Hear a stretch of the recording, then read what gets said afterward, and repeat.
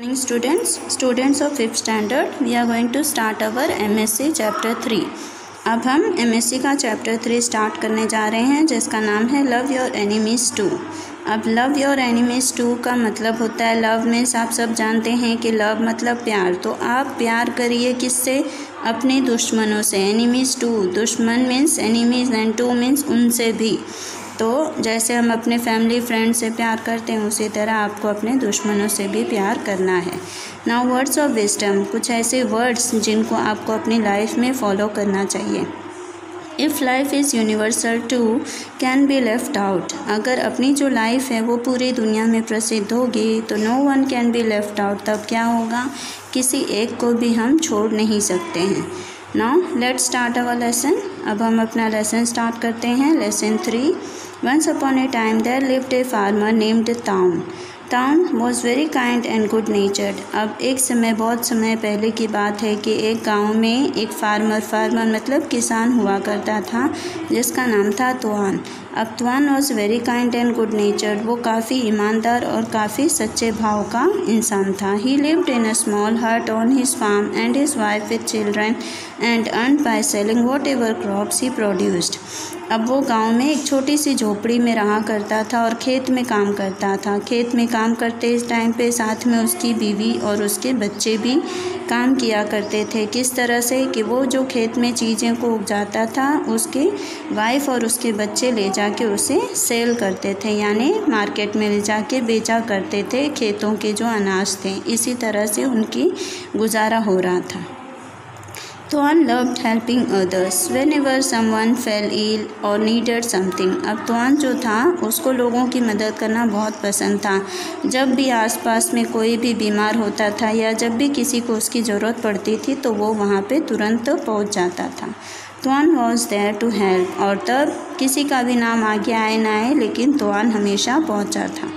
If someone died in the village तुआन assisted the family members in what ever he could. अगर किसी के परिवार का कोई भी सदस्य मर जाता था या किसी के हादसे में मौत हो जाती थी तो तुआन उनकी फैमिली की देखभाल किया करता था। If anyone fell ill at night Tuan was right beside the village doctor to help him prepare the medicine and tend to the sick. अगर रात बेरात किसी के यहाँ भी कोई भी इंसान बीमार पड़ जाता था तो तुआन जो रहता था वो अपने गांव के जो डॉक्टर हैं उनको फटाफट फ़ोन करके या उनके पास जाकर दवाइयों का बंदोबस्त कर लेता था जिससे अगले इंसान की बीमारी का ट्रीटमेंट चालू हो जाए। एवरीवन लव्ड तुआन, और इसी वजह से तुआन को हर कोई बहुत पसंद करता था या उसके गांव में सभी लोग उसकी बहुत प्यार करते थे। However there was one person who hated Tuan, he was Juan the farmer who lived in the farm next to the Tuan. लेकिन पूरे गांव में हर कोई उसे प्यार करता था या सम्मान देता था, लेकिन उसी गांव में एक इंसान ऐसा था जो तुआन से जलता था, और वो इंसान था जिसका नाम था जुआन। अब जुआन भी एक किसान ही था खेत में, लेकिन वो तुआन से बहुत जलता था।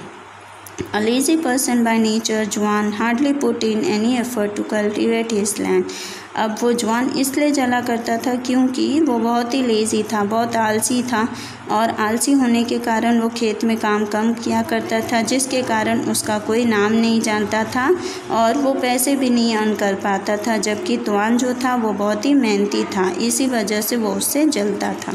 So every year after the harvest, Juan had very little crop to sell, and Tuan on the other hand earned a handsome profit by selling his crops। अब इसी वजह से क्या होता था कि तुआन जो था लोगों में बहुत प्रसिद्ध था उसके खेत में, क्योंकि वो हार्ड वर्क मेहनती था तो उसके खेतों में फसलें भी अच्छी होती थी और वो बेचकर अच्छा मुनाफा कमाता था। और उसी जगह पे जुआन जो था वो बहुत ही आलसी था जिसको पूरे साल के आखिर में अपनी फसलों का कुछ भी मुनाफा नहीं मिलता था, यानी उसका टोटली लॉस होता था और तुआन का हमेशा प्रॉफिट होता था।